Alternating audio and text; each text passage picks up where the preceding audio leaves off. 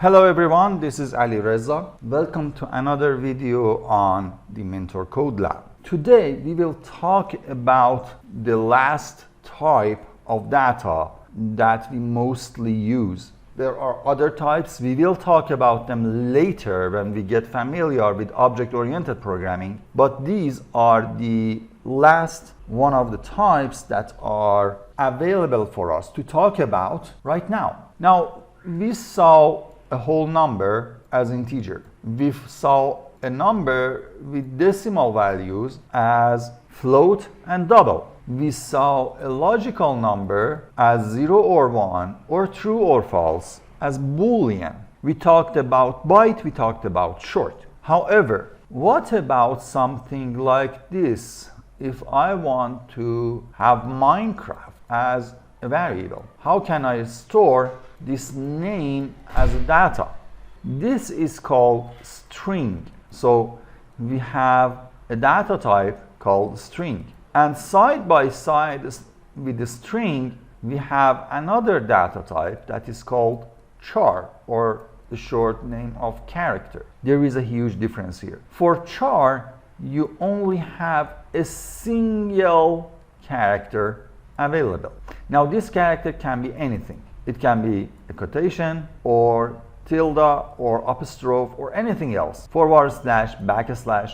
We don't have any limits in here. A character sits between apostrophe in almost all of these languages. Okay, so this is a char. However, when we talk about a string, things are different. In some languages, you are allowed to put strings between apostrophes, and it can have as many characters as you want. But in most languages, you put strings between quotations. And here you have limitations. For example, backslash has a special meaning, and it's called a skip character. Why is it called skip character? Because it looks at the next character, and if they are special characters like N, like T, and some others, it gets a meaning. Backslash N means go to the next line and show your characters on the next line from here on. So that's one of them. The other one, you can't put a double quotation inside a string because compilers would get issue. Is this the length of your string, or is this the length of your string? Now there is a way to do it using a escape character there and then putting the double quotation there, and it will work. However, for time being, without entering into the syntax of coding, it's just sufficient to tell you that, hey, in strings, you have limitation of putting some characters between these two quotations. Now, working with the strings are a little bit special. There are functions that you can call, and there are ways of manipulating the strings dedicated to each language. We will not gonna talk about it right now, but later when we are talking about different languages, for sure we will see things like that. Now, how long is a string in memory? That's a good question. When we are typing the word string itself, the S is being separated from T, from R, from I, from N, from G. Each one of them is occupying a certain amount of memory, and this is 64 bits, so 8 bytes. Each character is 8 bytes, and that is why sometimes in encryption you see the word string 64 or 64 based string, or string 64 based, things like that. This 64 comes from here.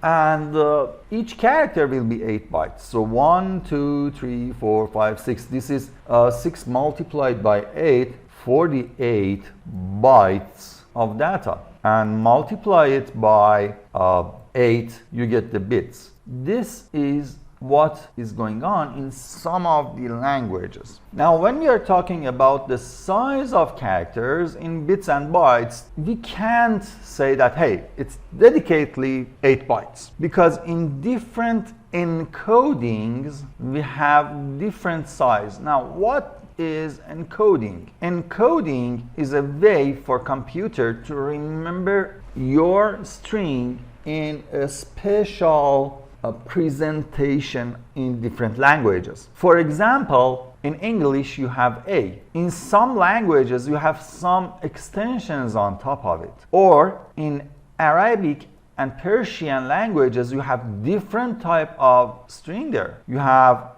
something like this, something like this, something that looks like this, something that looks like this, and all of them are in one words category, one characters category. So encoding makes sure that different languages can show their characters on top of the monitor. And based on this encoding, you will see different size of bits being used per character. For example, we have an encoding called ASCII.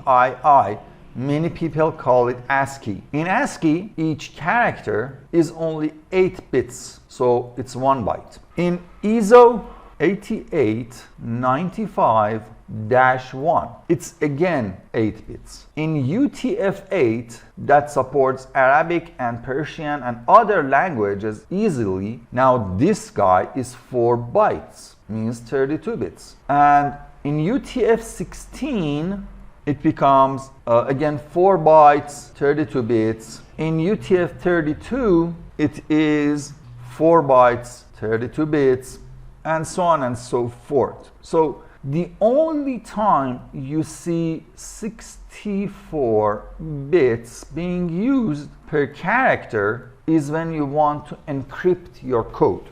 For example, you have a word, you want to put some secret key on it and encrypt it and scramble it so that no one can read that word. We will see encryption in Unity, in C# later. But when you encrypt your characters, then you should pay attention to this 64-bit system. At that time, you are not working with UTF, you are not using ISO, you are not using ASCII, you are using base 64 strings.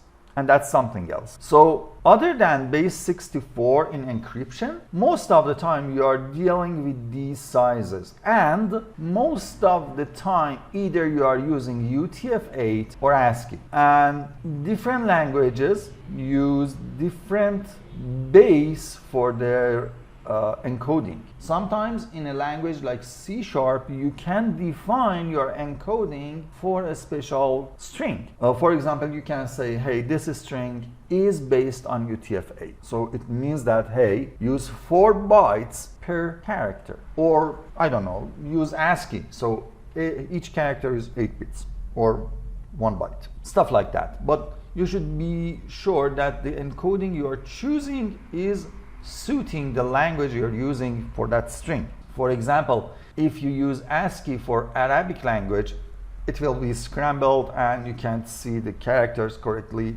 and well, basically you destroyed that string. And that is all I want to talk about string character type right now. Every single language out there, being Python, being C#, Java, C++, C#, even C itself has the concept of string, and it's almost identical. The only difference is that, like always, Java uses capital letter at the start and then small characters at the continuation. Other languages, other than Java, use a small character from start. So that's the only difference that is there in here. Java uses capital word S and then string. So string starts with capital S. Other languages, being Python, C#, C++, they use a small s and then write the word string to define a string variable data type. If you like the video so far, means that I am capable of teaching you how to program, and there are valuable information in this channel. So please subscribe to the channel and hit that like button so that I know that you like the videos.